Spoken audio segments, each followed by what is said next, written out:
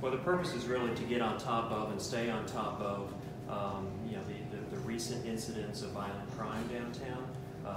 And you know, we need to nip this in the bud, and that's exactly what we did today. We had 8 property owners, business owners, bar owners, landowners, with 8 law enforcement professionals from the Columbia Police Department, from the University of Missouri Police Department, to really look at the stats of what is happening downtown, the ingredients of what is contributing to the last 2 weekends' incidents, and what we can do to really interrupt that in a meaningful way. Why now, though? I mean, doesn't this go on all the time? Well, the good news is actually, based on our recent crime data, is that violent crimes in downtown Columbia are down.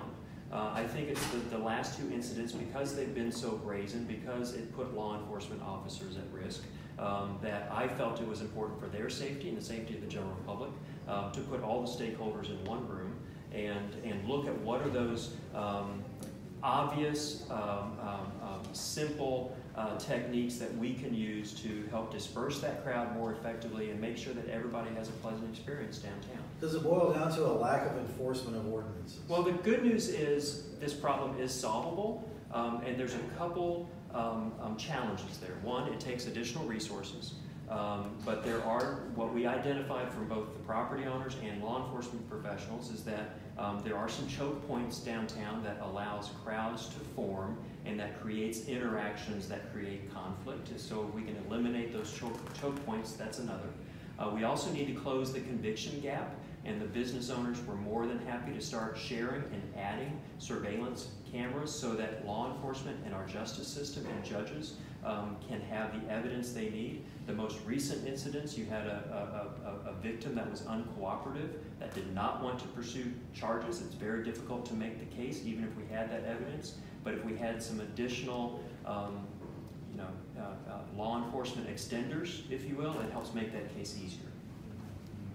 If we're talking about adding cameras, I mean, doesn't that raise some privacy concerns as well? Well, keep in mind, and you know, I think there has been a strong public referendum in Columbia that surveillance cameras work. I'm very sensitive to the privacy expectations of people in downtown Columbia. The good news is we have a lot of private business owners that have tall buildings that are willing to invest in technology that is becoming more affordable and then share that data with law enforcement. And I think that quashes a lot of privacy concerns, and I was very clear in that room as well that we want to make sure that data is only used for convictions, and if there was no incident, you know, in that 48-hour period or whatever the 21-day period is, that data gets rewritten over, but we only use it to pursue convictions, and we only use it when an incident has occurred. You know, in light of the business owners, have you heard any concerns from them that they don't feel safe downtown in light of these recent incidents? Not at all. And I want to be clear, we want Columbia to be a welcoming, enjoyable, and safe destination for everybody. I think the stats bear that out. Unfortunately, at 3 in the morning, you have a couple ingredients there, hot weather, alcohol, mass crowds that are contributing to some period of unrest. And we need to disrupt that, and we need to make sure that our law enforcement officers have the backup and the resources they need. You know, there's some great statistics from Saturday night. They generated 17 arrests, everything from drug and gun and possession and government interference charges. But every time they make an arrest, that officer has to then leave that post, and we have to backfill with another police officer. And that puts a number of officers, that requires a higher level of staffing than what we currently have. Brian, what do you want to do next now? What's the next step after you've met with these people? Well, I think there's a clear game plan now where the law enforcement professionals will present their plan to the chief. The chief will sign off on a plan.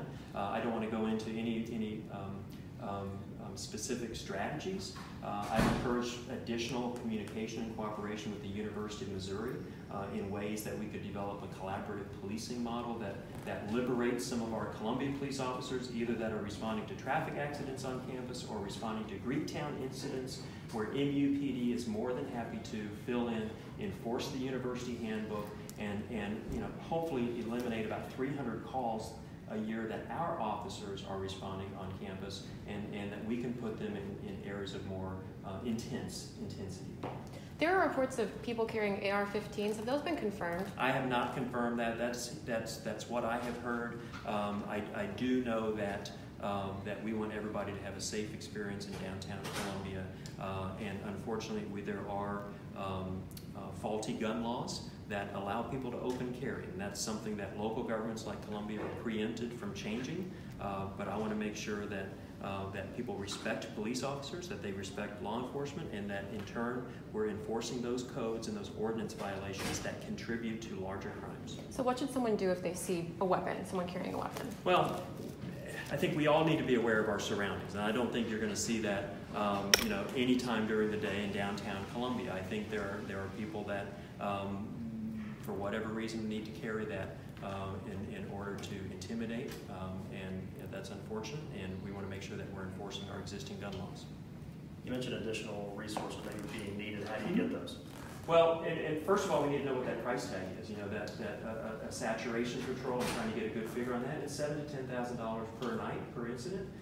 In the whole scheme of things, I think using these types of intense interventions doesn't have to happen every night. It doesn't even have to happen every weekend. But I think we can look at the ingredients, whether it's the weather or a game day, or those likely areas where we're going to need some additional manpower and draw in. We've also, Councilman Ruffin also asked if the university would be willing to help us patrol and develop that neighborhood policing model downtown to make sure that their students are having a safe experience as well. And I think working together with MUPD, Columbia Police Department, the business community, the Community Improvement District in downtown Columbia is all going to generate the type of response and the good news that we all want to see.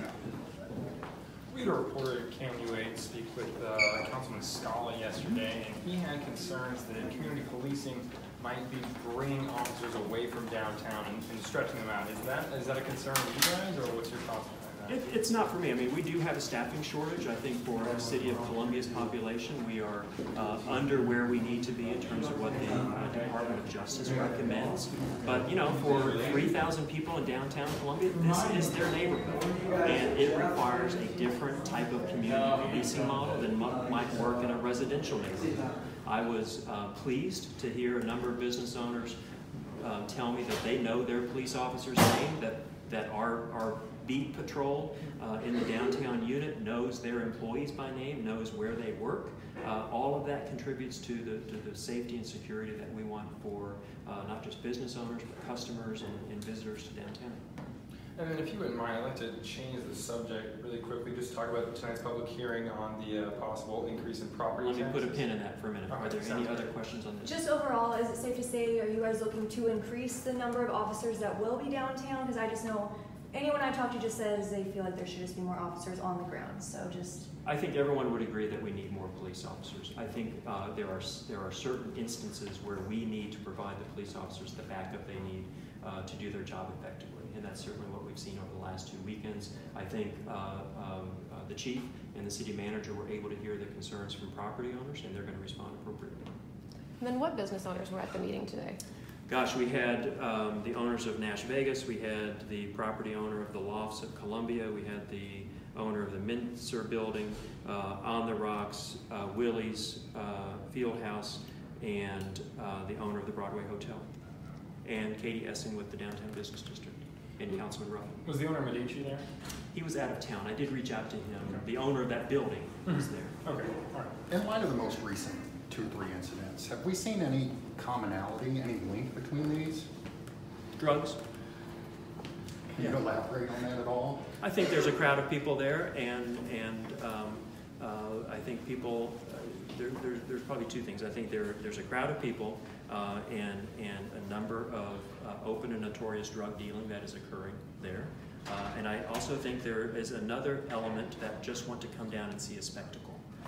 And so that's why it's important to disperse this crowd. You take away the market, and you also take away the spectacle. Does social media and the ability to summon a crowd within minutes, so to speak. How's that come into play in this? I think it does, and I think it works both ways. You know, I think social media is driving just as what we used to be with word of mouth. People know that, hey, where are you going to be tonight? And that drives people, and I think there's a migration of population that moves to that potential element. I also want to make sure that our law enforcement officers are safe, and that, you know, there's a number of aspects to social media that works both ways there. Just one more question. You know, I know we talked a little bit about people carrying weapons downtown and in plain sight, but under current state law, isn't that perfectly legal? It is, yeah, unless there's a prior felony conviction, and even then, it's often difficult for law enforcement to interrupt that type of activity. Unfortunately, that is part of the gun loopholes that we have right now. I think we need more aggressive enforcement of our existing gun laws. I also think that we need to be able to have our own local ordinances having to do with gun issues that are now preempted by the General Assembly. Thank you, Mr. Mayor. Thank you. Do you think other bars might need to up security, maybe metal detectors at the doorways or anything like that? Well, again, those bar owners have already taken those internal actions. They've beefed up their security. They have improved their screening process. I mean, there's one bar that said, we're going to start charging a $25 cover if you don't have a photo ID or student ID. I mean, those are appropriate steps for them to take. The problem is when their customers spill out onto a city street, that becomes the city's responsibility, and that's what we're trying to disrupt and interrupt. How do you manage that, people spilling out? You said those are choke points. How would you disperse people quickly and safely? Well, one of the things we're going to do is cross the finish line on new and improved lighting in downtown Columbia. There's a radio stat that allows that the intensity of that light to be brighter. That has a nobody wants to be caught in that type of element. So having those lights be able to come up at a certain time has been shown to reduce the crowd size and keep them moving. That's one aspect.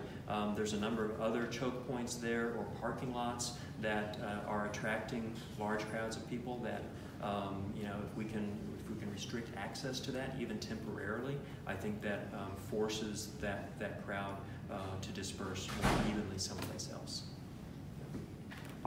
The other thing, you know, we want to make downtown welcoming. And for thousands of residents, including young professionals, this is their home. We want them to feel comfortable in their home downtown. But we also have to keep pace with the rate of that growth and make sure that our law enforcement community is keeping pace with that as well. One follow-up to that then is downtown safe in your opinion? Downtown is absolutely safe, and we're going to make it even safer.